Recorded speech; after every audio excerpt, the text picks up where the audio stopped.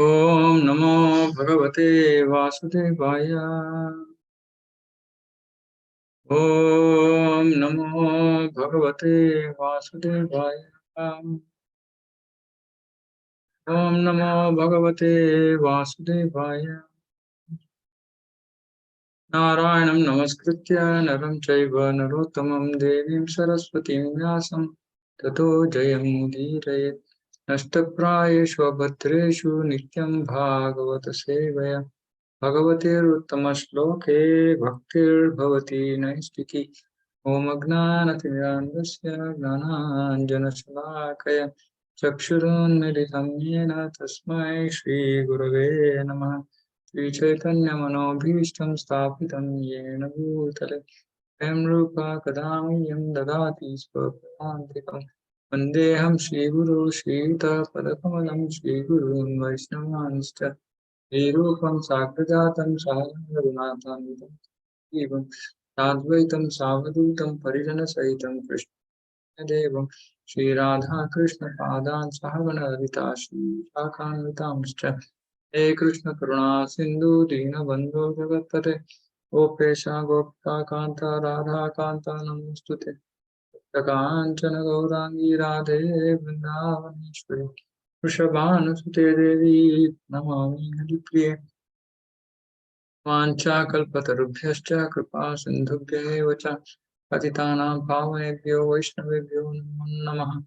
नमामि विष्णुपादाय कृष्णप्रेष्ठाय भूतले श्रीमते भक्तिवेदान्तस्वामिन्निति नामिने नमस्ते सारस्वती देवी गौरवाणी चारिणे निर्विशेष शून्यवादी पाश्चात्यदेशतारिणे जय श्री कृष्ण चैतन्य प्रभु Nityanand Shri Advaita Gadadhar शिवासादि गौरभक्तवृंद Hare Krishna, Krishna Krishna, Hare Rama, Hare Rama.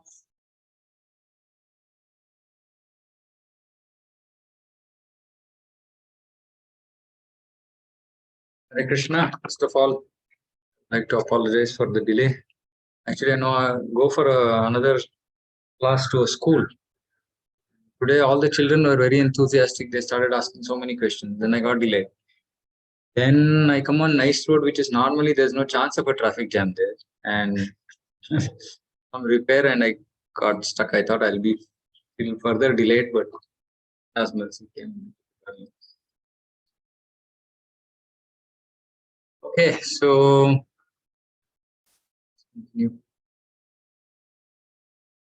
we are starting chapter 4. Okay.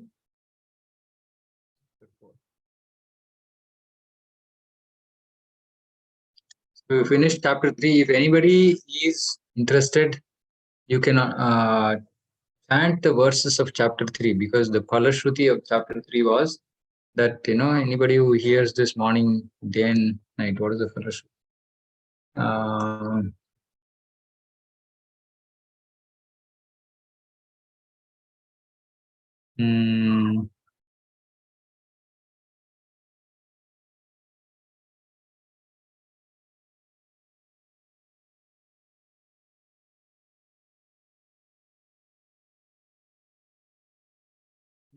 Yeah.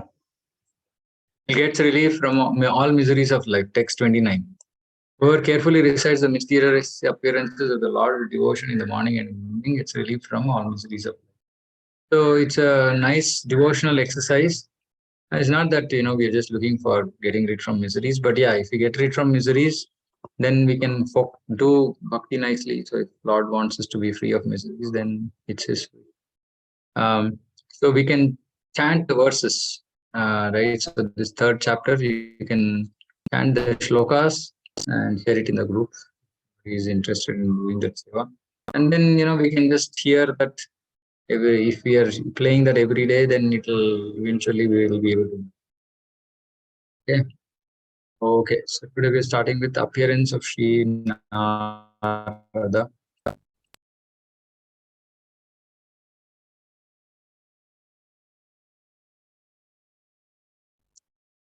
Okay. So these chapters are very encouraging, motivating, because actually it shows us the life of a devotee. shows of life of devotee and how by practicing the path that Sri Narada followed, one can actually achieve perfection. Ordinary boy became a great personality like Narada. So there are lots of very rahasya, secrets, these shlokas. Especially, when we start hearing Narada's previous life. It's a very interesting chapter. So we'll start. Vyasa uvacha iti brvanam samstuya muninam dirgha satrinam vruddha kulapati sutam bahrucha Saunako bravit. Vyasadeva said, on hearing Suta Goswami speak thus, Saunaka Muni, who was the elderly learned leader of all the rishis engaged in that prolonged sacrificial ceremony, congratulated Suta Goswami by addressing him as follows. Prabhupada has written amazing meaning for like a simple verse.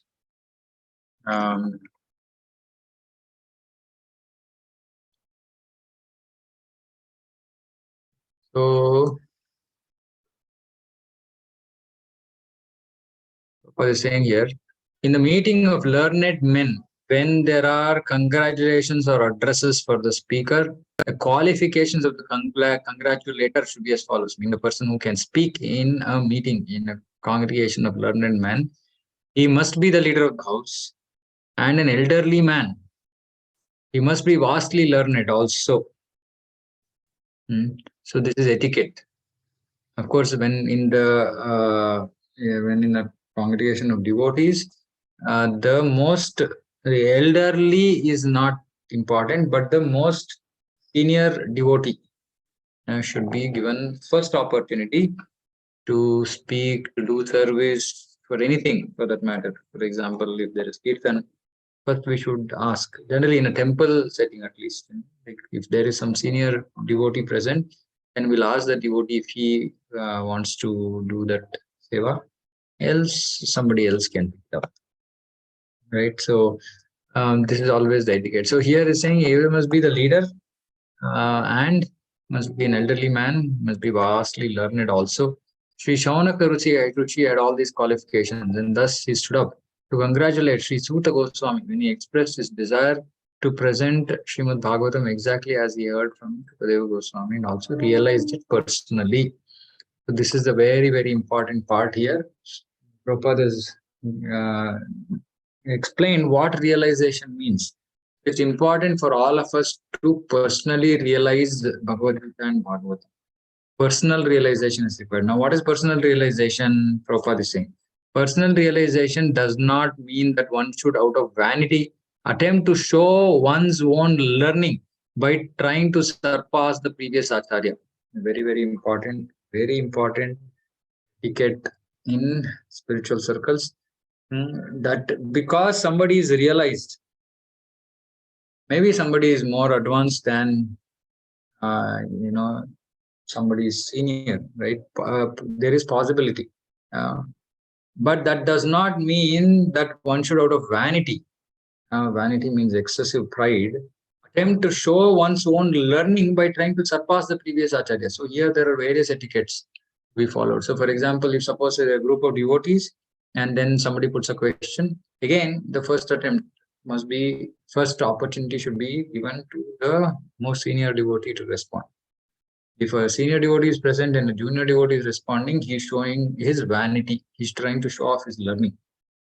Even though he might have more knowledge, still opportunity should be given to the senior devotee, because bhakti is not gauged by knowledge. Bhakti is gauged by bhakti. How much devotion one has and not necessarily how much knowledge one has. And that is why, even our acharyas like Prabhupada, when he's writing purports to Srimad Bhagavatam, he's not repeated what previous acharyas have said. As in, he's picked some things which are relevant for us, and he's also given his own points. But there are so many things which have been written by previous acharyas. Not all of it he has repeated, right? Or he's not tried to supersede or them. So, and that is why Prabhupada writes in his book saying that a serious devotee should also will do well in reading, the commentaries from previous acharyas. Krishnadas Kaviraj Goswami, when he wrote Chaitanya Charitamrita, is repeatedly praying at the lotus feet of Vrindavan Das Thakur, saying that he is the actual original Vyasadeva of Chaitanya Charitamrita, Chaitanya Leela. So I'm offering my obeisances at his feet, and I hope that he's not, I'm not upsetting him in any way by attempting to speak on Chaitanya Leela, because he's the authority. So like this, and then he says that I'm only presenting those things which is not very deep, he's not presented in great detail, right? And I hope he will be pleased with my little attempt, like that. So it's material world on the other end is completely opposite, right? Everybody wants to show off their position at every little opportunity that they get. It's just about how can I show that I'm better than others. In spiritual world, it is completely opposite. It is how can I show that I am the first fallen of all? How can I just, because I'm most fallen, how can I just remain in the background? I don't come to the forefront. That is spiritual life. Material life is completely the opposite. So one must have full confidence in the previous acharya. So for us, previous acharya is Srila Prabhupada, and when we're reading from Srila Prabhupada's books, we should have full confidence. It's not that we suddenly pick up some, previous acharya's books and then see Prabhupada is not reading any of this, so maybe Prabhupada did not know. Not like that. So we should know Prabhupada has given whatever he wants to give us. That is the most relevant things for us. And once we follow what Prabhupada has said, then we will get the qualification to actually go and read previous acharyas, which Prabhupada anyway wanted us to do. So it's not like, Prabhupada didn't know, so he did not present. No. So one must have full confidence in the previous acharya. And at the same time, he must realize the subject matter so nicely that he can present the matter for the particular circumstances in a suitable manner. So this is very, very important. The original purpose of the text must be maintained. No obscure meaning should be screwed out of it. Yet it should be presented in an interesting manner for the understanding of the audience. This is called realization. What is realization? When somebody understands the subject matter so deeply, literally in spiritual terminology, like we'll say Vijnana. Vijnana means experience knowledge. Because, like, for example, I'll give an example. Like last few days, I've been learning to do some cooking. So I took all these recipes because my wife is out of town. So I was learning from my mother how to cook. So I was writing. I wrote down first all the recipes. Then I thought, okay, so now I have the knowledge. Then I can cook, right? But then when I stood in front of the stove, then suddenly so many questions. Okay, at what time? How much should I add? Is this like should I do this first or do that first?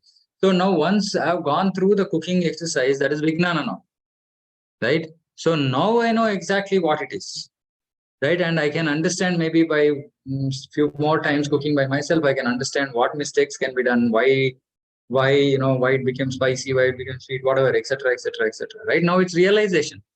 Now I will be in a position to explain this to somebody else, right? Because I've understood practically in my life how this is done, right? So similarly, this whole spiritual knowledge is something where that is why it is important that we apply this knowledge in our life. If we don't apply, then there's no question of realization. And if there's no question of realization, then Prabhupada says elsewhere, there is no use parrot like repeating. Parrot will just repeat exactly what you say, but it has absolutely zero realization, and that is useless. That is of no use.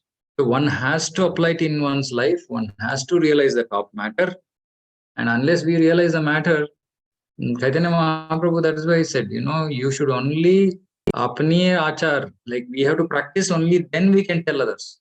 We cannot simply just theoretically, okay, tolerate. Okay, Krishna is saying tolerate. If we are only not able to tolerate, how can we tell others tolerate? And then we can say, yeah, see, Krishna is saying tolerate, I'm struggling to tolerate, but looks like it's an important characteristics, try to develop that. That way, we're passing the information, but at the same time, not making the audience feel like we've already reached that stage. Right? So, but we have to understand the matter, apply it in our life, which is then realizations will come out of it, right? Deeper understanding, realization means deeper understanding will come out of it. Then we have so much mastered the topic in some sense that we can explain it to others. And here the point is that without deviating from the original purpose of the text, this is very, very important. Sometimes what happens is, in the frenzy of trying to present some matter in a very appealing way to audience, speaker might just miss the original purpose of the text. And then maybe it ended up meaning something totally different. That is not realization. That is why Prabhupada is saying, no obscure meaning should be screwed out of it, right? Either intentionally or otherwise. Intentionally or otherwise means otherwise we should not be preaching at all. If we cannot discriminate, saying that whether what I have said is exactly what has been told or not, then we should not preach. If you're preaching, then we should be very sure, saying that, okay, what I'm saying is exactly what has been said. But I might present it in an interesting manner. For example, each person, for example, I gave this example of cooking, right? Somebody might give some other example. That is just their own realizations, but we possibly, not that the cooking example is interesting, but I'm saying somebody might present it in an interesting manner, which is fine. Somebody might be more jovial, somebody might be more serious in their class. That is all personal style of teaching. But the important part is that the original text must be communicated as it is, and it should reach the audience. Communication must be clear. This is called realization. And parrot-like repeating is not a great qualification. It is what we are taught in schools and colleges. Ratmaro. By heart, vomit in the exam and then get a degree. And that's not spiritual knowledge. Very important. Please remember, realization means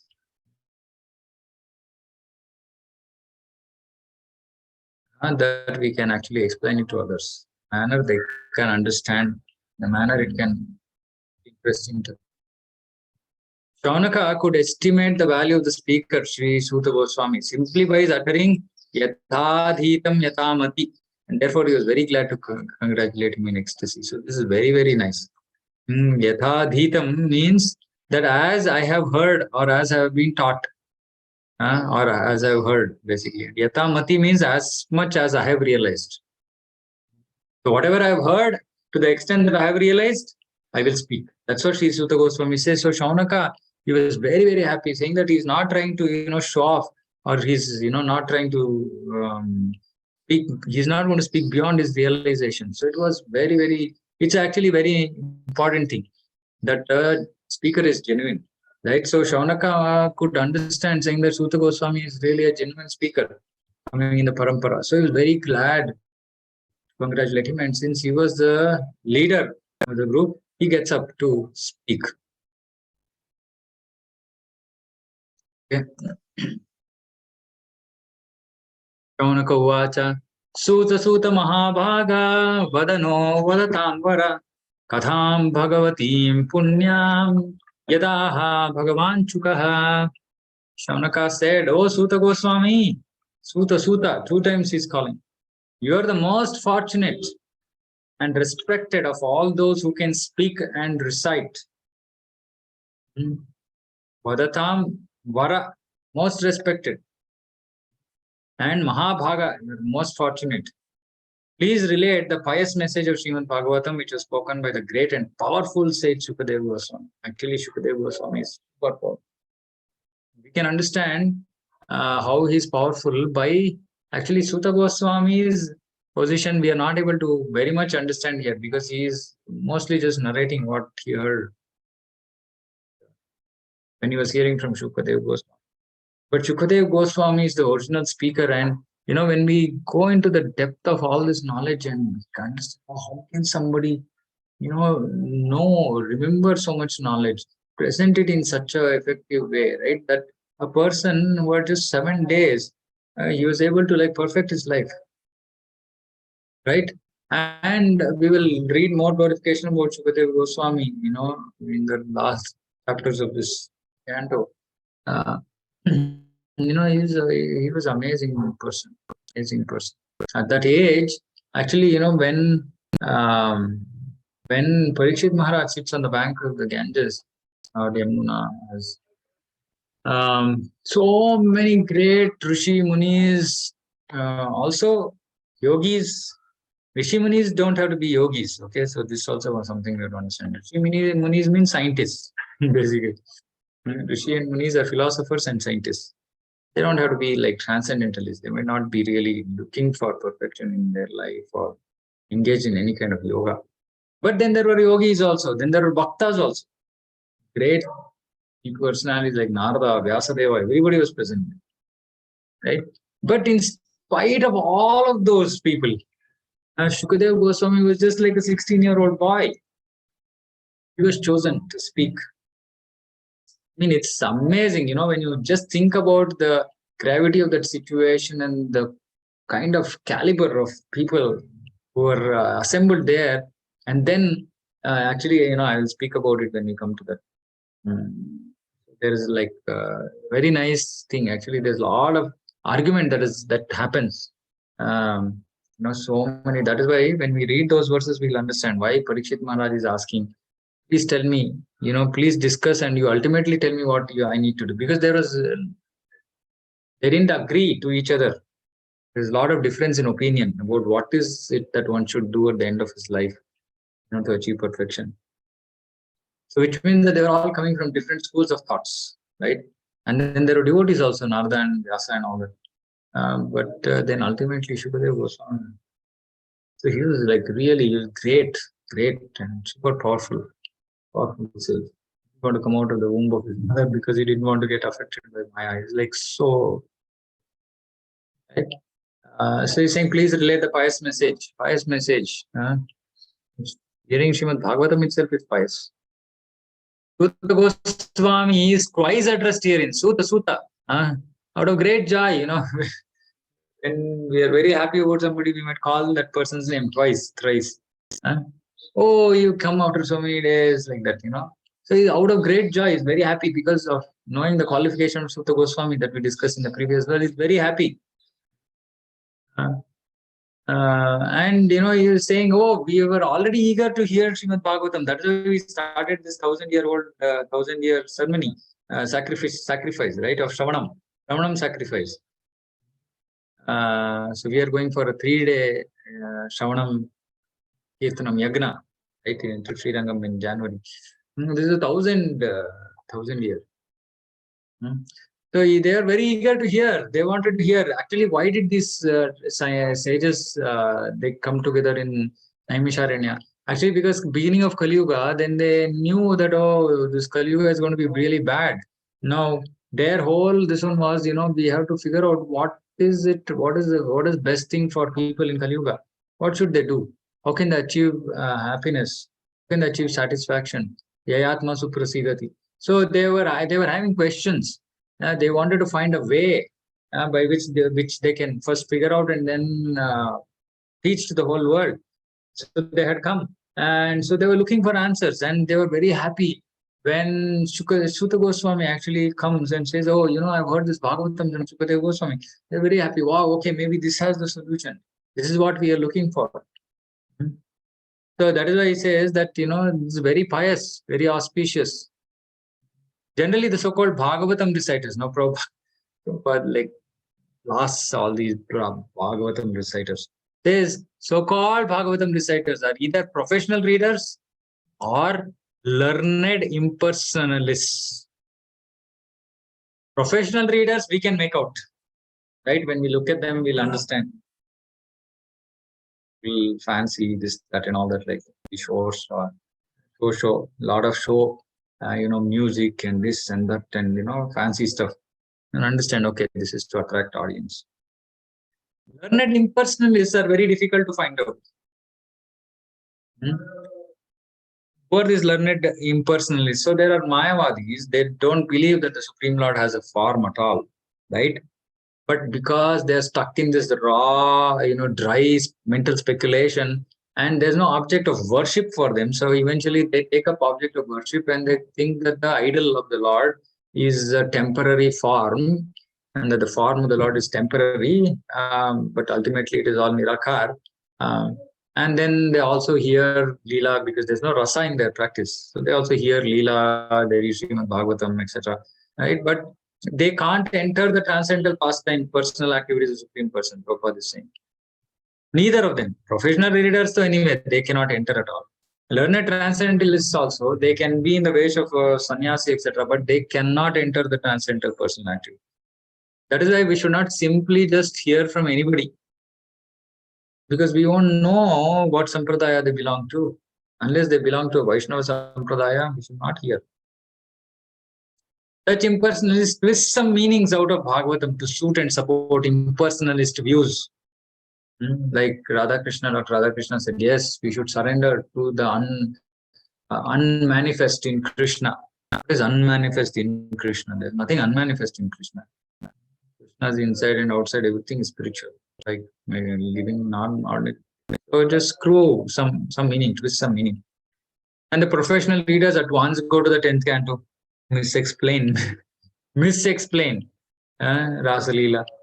Neither of these reciters are bona fide persons, and that is why here both the reciters and the hearers are bona fide. Hearers were very eager to hear because they were looking for a solution, and they were depending on Shastra to give them an answer. And the speaker was so authentic because he himself had heard sincerely from a great speaker. So it was a best combination possible. So that is why Saunaka is very happy. Why is he called it? Suta, Bhagavatam.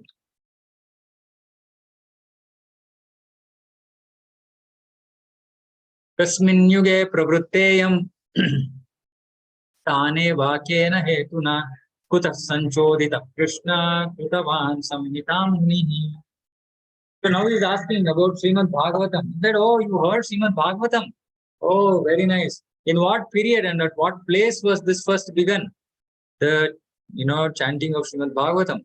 Why was this taken up? From where did Krishna Dvaipayana Vyasa, the great sage, get the inspiration to compile this literature? So he's just very curious. So he's asking all possible questions about the history of Srimad Bhagavatam itself. Why, when, etc. Tasya putro mahayogi samadnirvikalpakaha ekantamate runnidro gudho muda iveyate. Tasya putro mahayogi. So now he's telling about Vyasa. Vyasa's son was a great, actually Mahayogi. Mahayogi, he was a great yogi. Yogi means like devotee. Samadrik, nirvikalpakaha. He was a nirvikara, nirakara, monist. He was believing that the Lord did not have form, that everything is one. Monism means everything is one. There's no duality, not Dvaita. There are no two things. There's only one thing, which is Brahman. But that's all. So he was the Samadrik Brahman, Nirakaravadi, which means that he had already achieved. He was in a liberated stage, Brahmabhuta. He was in a Brahmabhuta stage. Ekantamati, fixed in monism. Full concept. His mind was fully in monism. But he was Unnidraha, surpassed nescience. He was transcendental to mundane activities. Gudaha, unexposed, hidden. Mudha, he's appeared like an ignorant person. So Saunaka Muni is asking, okay, I've heard about this Bhagavatam, Vyasadeva, he taught it to his son. But his son, he was a great monist, equivalence monist, whose mind was always concentrated in monism, right? So he had already reached Brahmabhuta. So here Prabhupada is saying, very nice, this Brahmabhuta means a realized soul. Brahmabhuta prasannatma na sochati na kanchati. So who is a realized soul? He's always alert not to be trapped by illusory energy. So when I was reading this, it was so hitting. He is always alert not to be trapped. That means he can recognize that I'm going to get trapped by Maya. How does Maya trap us? Just engage us in material consciousness, pull us down to material consciousness, engage us in sense gratification. This is Maya, illusory energy. So realized soul, first he knows, okay, this situation is this is coming up, this is going to trap me. So he's aware, he's self-aware. I'm going to get stuck here. And he's always alert not to be trapped. First of all, so we should understand here saying that he's alert not to be trapped means he has the power, he has the Shakti. He has the Shakti, Adhyatmika, the spiritual strength to avoid that trapping, to escape that. And so he's alert and he also has the strength to escape. Now, when somebody comes into Krishna consciousness, first he doesn't even know that he's trapped, right? So first we will understand, oh, I've been trapped. Oh, okay, I need to kind of get out. Okay, and we'll start sadhana bhakti. And then slowly, steadily, we will also become alert. We will become alert. Oh, we know, oh, okay, I'm not supposed to eat non-prasadam, but this, this gobi Manchurian is very attracting to me. Okay, alert, we become alert. But then initially, we will not have the strength to avoid the trapping. So you think, okay, maybe one time, next time I'll try, right? So this is initially. Then as we make progress, then slowly and steadily we can resist the trapping. We can prevent ourselves from getting trapped. And realize soul, he never gets trapped. Never gets trapped. Actually, I heard this today morning, just today morning. So it's like amazing eye-opener. Position of liberated soul. So Srila Prabhupada was a liberated soul, right? Nothing perfect. So once he was apparently in France, maybe in Paris or somewhere in France. And then apparently in France, there are nude beaches, right? And somebody told Prabhupada saying that there are nude beaches. Okay, people don't wear clothes there. Okay. Prabhupada said, okay, let's go. But why you want to go there? No, we want to preach. This is insanity. Like this is animalistic life. Right? So we want to preach there. So then Prabhupada said, devotees, disciples are all looking like, oh, why did you want to go here, right? Then Prabhupada looked at them and said, Maya cannot touch me. I'm not afraid. So let's go. So then he went and then they preached, etc., etc. Then they came back. Then in the evening, when the altar opened, then Prabhupada is, obeisances too. And then he's praying. Devotees see that Prabhupada is praying intensely. Then they ask Prabhupada, what is it that you are praying? Can we ask? Prabhupada said, yes, I was praying to Krishna that he should protect me from Maya. So then the devotees are bewildered. Said, in the morning you just said that Maya cannot touch you. You will kick Maya. Now we are praying to Krishna saying, Krishna, please protect me from getting captured by Maya. Prabhupada said, yes, I know that I can kick Maya because I have taken shelter of from his Maya. So anyway, this is just to tell, saying that, the Maya is there, but liberated souls are beyond this Maya. Cannot be affected by Maya. Now, of course, liberated souls also fall when they are not taken the path of bhakti, right? Like the yogi is doing meditation, this, that, and all that. But I could have been a self-realized soul, but he fell, right? So Bhakta is the only one actually who has complete power to protect himself from Maya completely. Like Haridas Thakur showed, Maya Devi herself came as a prostitute, right, to entice him. But nobody couldn't, he couldn't, actually became a devotee, right? So like that. So, but a realized soul, he doesn't get trapped. And what about conditioned soul? Conditioned soul is absorbed in matter. Liberated soul is indifferent to matter. So this is another beautiful, like Prabhupada gem. Indifferent to matter. Can we, can we just think about this, the depth of the sentence? Indifference to matter. We must be indifferent to matter. We must be indifferent to material things. We must be indifferent to things around us. What does this mean? And on the other end, Krishna also tells in Bhagavad Gita, you should do your duty. Varnashrama dharma, you should do your duty. Brahmacharya, grihastha, vanaprastha, sannyasa. Now, if we have to do our duty, how can we be indifferent? We do our duty, but when something something unacceptable happens, or some discomfort, etc. happens, we just be indifferent to it. Don't give it too much importance.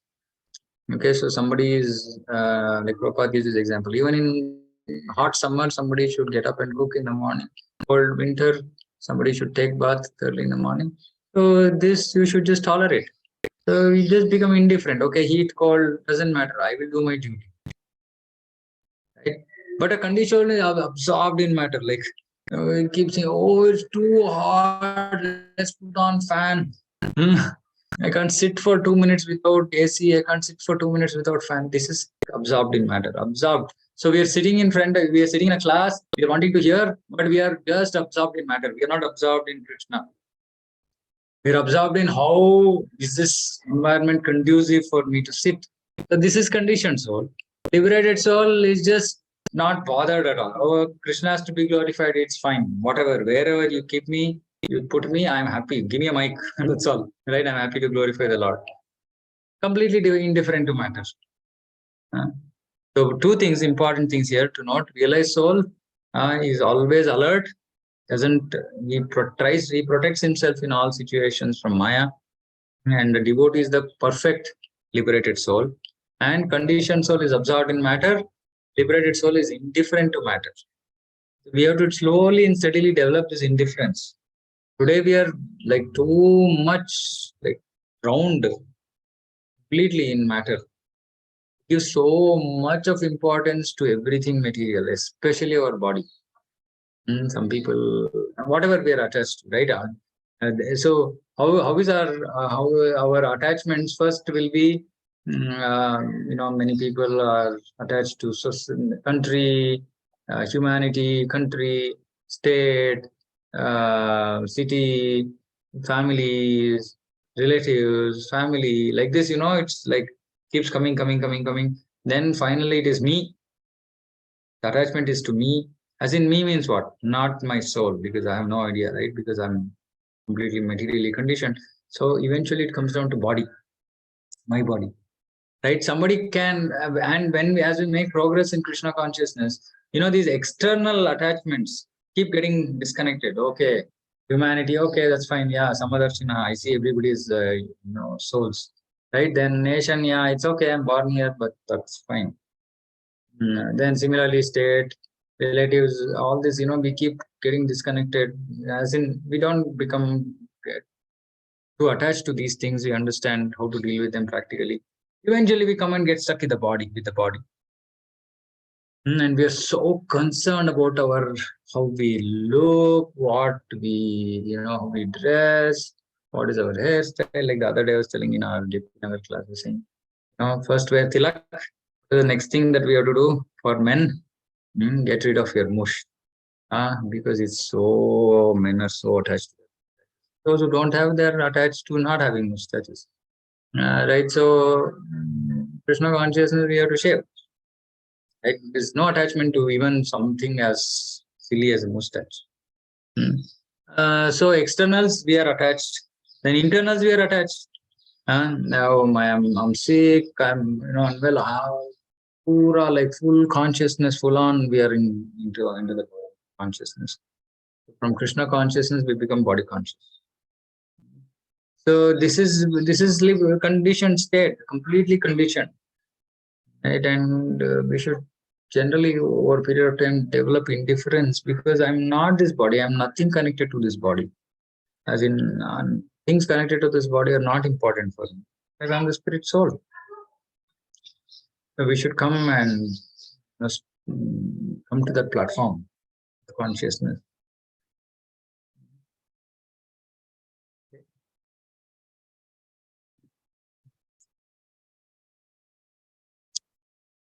दृष्ट्वानुयान्तं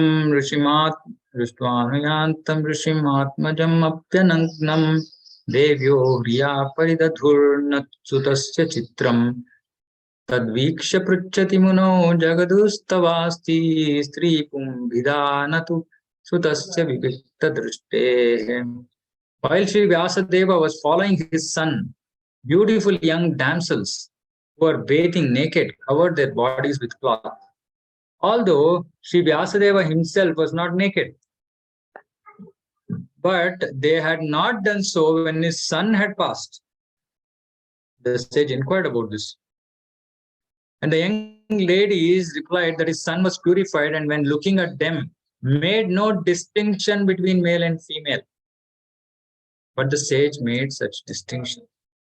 So this is his Brahmabhuta stage, liberated stage. When he was looking at anything in this material world, he was only looking at the Atma or the Paramatma. So here they're saying, women who are bathing naked, they, Shukadev Goswami passes by and they are okay. They didn't, cover their bodies or anything. They were okay because he was a self-realized soul. He did not look at them as a female, as an object of enjoyment. So Prabhupada writes a brilliant purport here. So in the Bhagavad Gita, it is said that the learned sage looks equally on a learned and gentle Brahmana, a Chandala, a dog, or a cow, due to his spiritual vision. That means that whenever learned sage, Muni, he sees only the Paramatma, Atma Paramatma, right? He doesn't see the body. He doesn't see the external. He doesn't see the body. So whether he sees a Brahmana, Chandala, dog, cow, he sees Atma Paramatma. Srila Sukadeva Goswami attained that stage. This is Brahmabhuta. Thus, he did not see a male or female. He saw living entities in different dress. We have two layers of dress. One is the physical body. The other is the actual dress that we wear on the body. So both are dresses. So even to the body that we possess, Sukadeva Goswami was such an exalted position that he is not making the differentiation between male and female. So male body and female body did not make any difference to him. The ladies who are bathing could understand the mind of a man simply by studying his demeanor. This women know, right? And just by looking at how men are looking at them, they can understand what this person is, right? So just as by looking at a child, one can understand how innocent he is. So Shukadev Goswami was like a child because he did not make, a child doesn't make any distinction between a male body and a female body because he doesn't understand, right? But an adult does. The ladies understood, and when they looked at Shukadev Goswami seeing them, it just looked like an innocent, look of a child. Shukadev Goswami was a young boy, 16 years old, and therefore all the parts of his body were developed. He was naked also, and so were the ladies. But because Shukadev Goswami was transcendental to sex relations, he appeared very innocent. This is so beautiful, actually. It's like the Kumaras, right? They're also just like year-old boys, but Shukadev Goswami, 16-year-old boy, 16-year-old boys are generally, mature, attractive, etc., etc. He was all that, but he appeared very innocent because of his internal spiritual consciousness. The ladies, by their special qualifications, could sense this at once, and therefore they were not very concerned about him. So they were not concerned about covering their bodies because they saw that he's not looking at them at all. He's not looking at their external. But when his father passed, Vyasadeva is not an ordinary this one. The ladies quickly dressed. The ladies were exactly like his children or grandchildren to Vyasadeva. Yet they reacted to the presence of Vyasadeva according to social custom. What is social custom? Because he was a grihastha. A grihastha, even if he is a transcendental position, he has to make distinction because he is married, etc., etc., right? So he has to make that distinction. So though Vyasadeva actually was in that Brahmabhuta platform, still he had to make the distinction. So the women understood and they covered their bodies, but they didn't do that when Shukadev Goswami went. It just shows that how pure Shukadev Goswami was, right? Completely. So when we hear some things like this, we will understand, how fallen condition we are in, how materially, bodily conscious we are, bodily attached we are. So that's why Prabhupada is saying, at least theoretically one must be convinced that a living entity is neither male or female, at least theoretically. If we are not able to come to the platform of actually, dealing with other jivas on the platform of, Atma, we should at least theoretically understand, saying, okay, this body is just, covering. That is why, and yeah, I mean, it's amazing. Krishna's creation is so powerful. So powerful. This is this is how people are entangled in this material world by this whole, this male and female relationship, right? Is the cause for entanglement.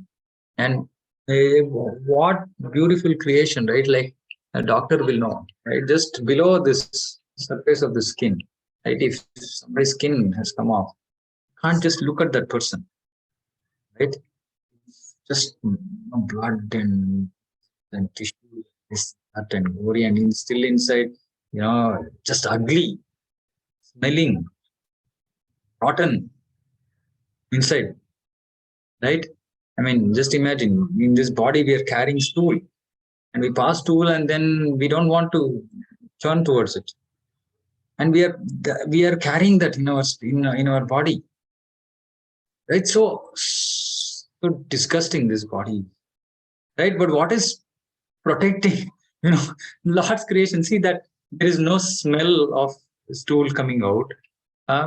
Whatever is the internal, how much ever kachada is there, externally, just the skin, the color of the skin, all this just creates so much of attachment, so much of illusion. I mean, I was thinking about this, it's just bewildering how powerful Krishna's creation is, just simply by one layer of skin.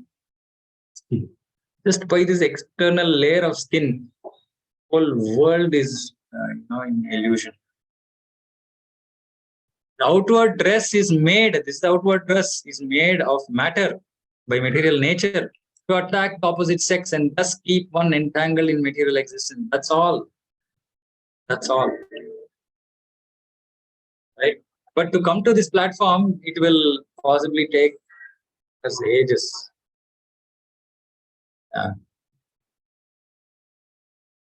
That is why, especially sometimes, I keep telling many of the Matajis who are, for whatever reason, preaching, so many Matajis are coming, and then, it becomes very difficult, because, our consciousness has to be so pure.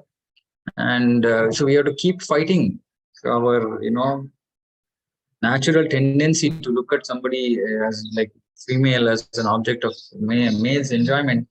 And which is why sometimes I keep thinking, Mataji, we really do we think about them as Mataji?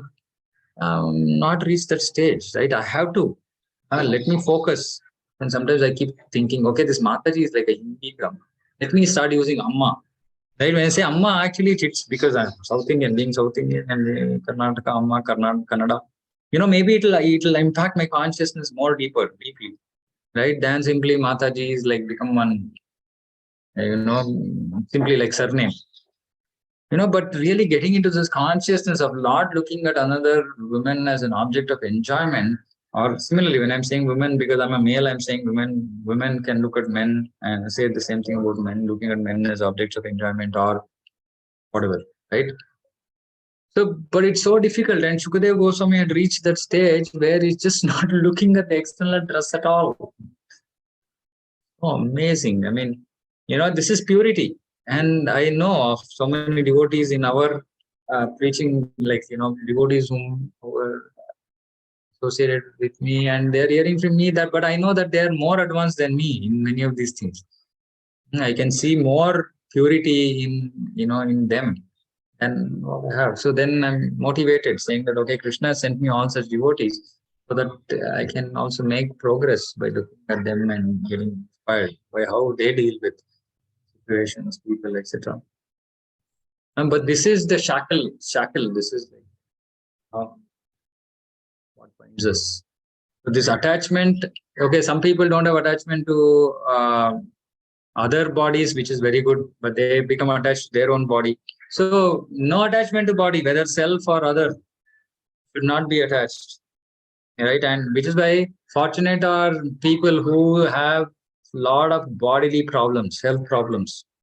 They're very fortunate because by penance, this is a penance, tapacharya. Krishna is forcing them to understand that they're not the body. And especially somebody who is bodily attached, this is very difficult austerity to go through. But once we go through that austerity, eventually we are like so relieved, like liberated state. Oh, I am not this body. I realize it, right? So, one by one, Krishna will take out all those layers of our anarthas. But eventually we have to come to this. No attachment, no connection with this matter. We simply thinking about Krishna, chanting Krishna's name, serving him, glorifying him.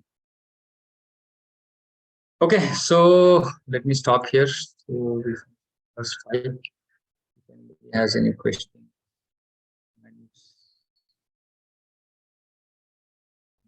Go ahead.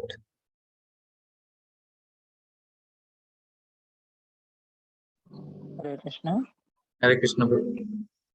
Hare Krishna Prabhu. I have one question Prabhu, and the question is like where Sukadeva Swami addresses in Naimisharanya forest. So it is from which context, like what time it has started, when they assembled there? Just This is just before Kali Yuga.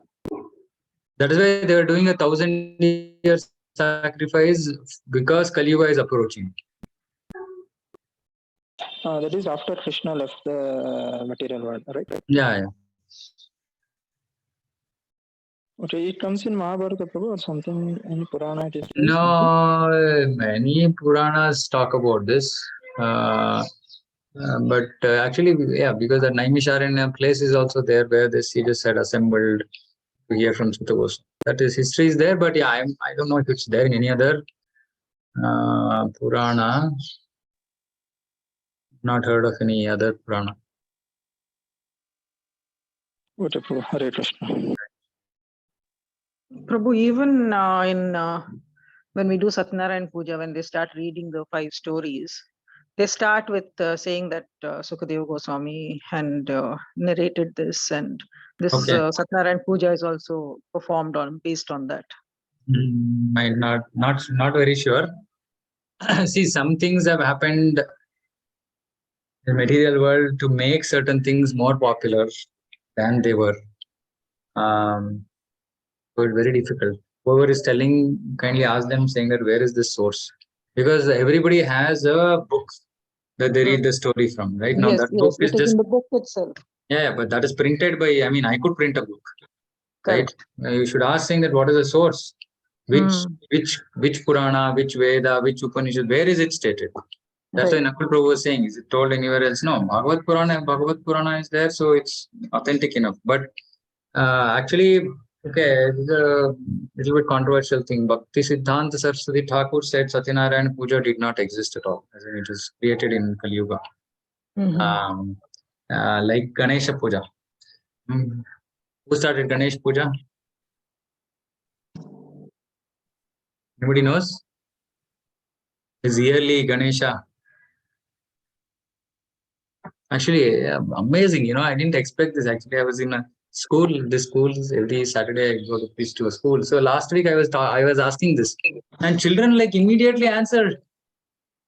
I was like really, shocked, saying amazing. How did they come to know? History books. Bal Gangadhar Tilak. Bal Gangadhar Tilak, he wanted to unify whole of India to fight against the British under something, and he thought Ganesh Puja was a good thing. He starts Ganesh Puja then, and then subsequently we think that it's like eternal tradition that we just, absolutely everybody does that, and not doing it looks like some grave offense, right? So like that, it's just man-made in Kali Yuga. We just started. Yeah, so we need to find source. I'm not very sure because the stories that I have heard before about Satyanarayana Puja, they didn't say that this was in this context. So I don't know.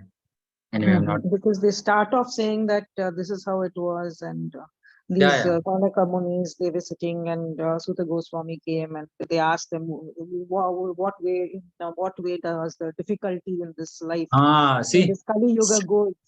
So he that only starts shows that it's narrating, not saying, authentic.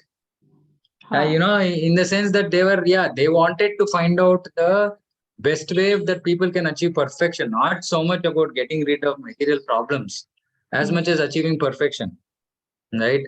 So they wanted to understand how can people achieve perfection, because this Kali Yuga is so difficult, right? Previous ages, people were so much more purer. There were so many other ways to achieve. What will people do in Kali Yuga? That is their concern, not for just getting rid of their miseries.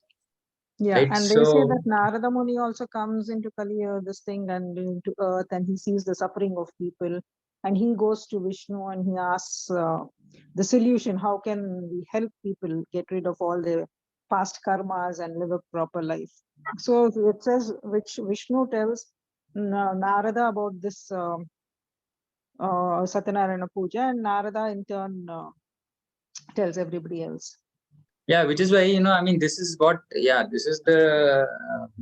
the line of this one that I've also heard. But we need to understand where it has come from, because after I came into Krishna consciousness, I have not I've been not doing this, right.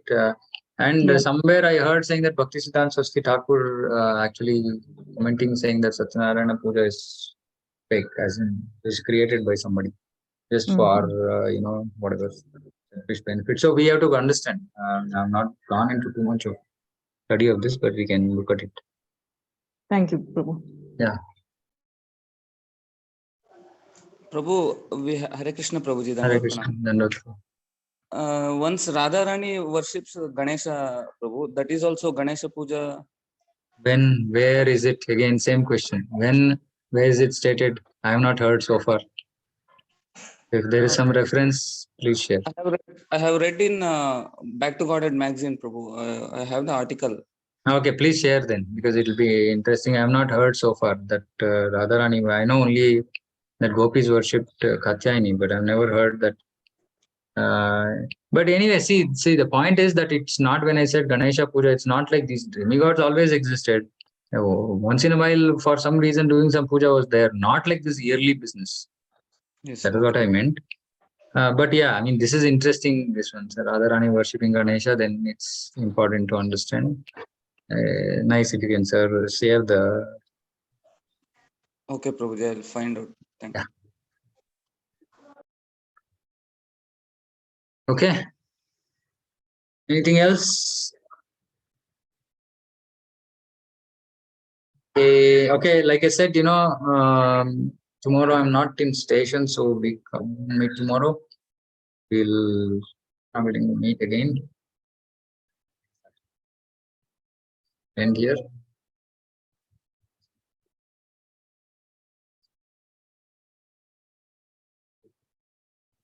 Hare Krishna. Hare Krishna, Prabhu.